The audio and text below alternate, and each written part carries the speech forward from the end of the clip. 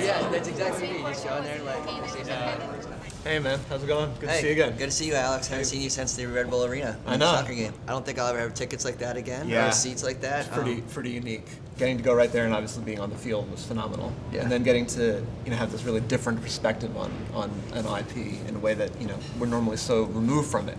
Mm-hmm. But getting to be right there and seeing it live, seeing it in action was fantastic. Yeah. It's impressive when you think about how many different trademarks Red Bull owns, and yet no one mark seems to dilute the other, detract from the other. They're all very, very, very consistent. Right, even the main Red Bull logo of the two bulls going at each other in front of the yellow circle, or the sun, is very similar to the Red Bull Arena logo, which is a Red Bull with kind of a yellow soccer ball behind it. I think in that sense it helps the consumer know exactly where that's coming from.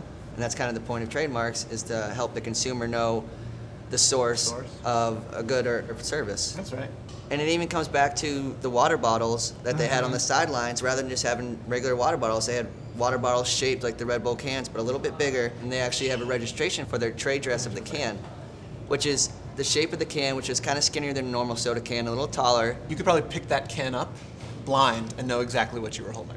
Red Bull has such an expansive portfolio of trade dress protections and trademark protections. No consumer would ever be confused about where they were, what product they were consuming. A big part of that is because they're very consistent with their marks. They're very consistent with their colors, they're very consistent with the Red Bull, they're very consistent with their shapes.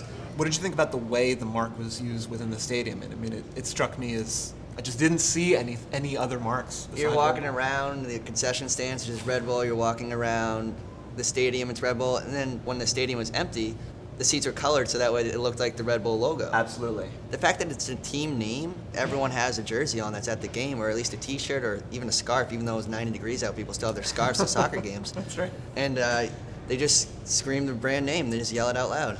And there's the one Red Bull super fan who is apparently semi-famous at Red Bull games, and he dresses himself as a Red Bull every game. That's right.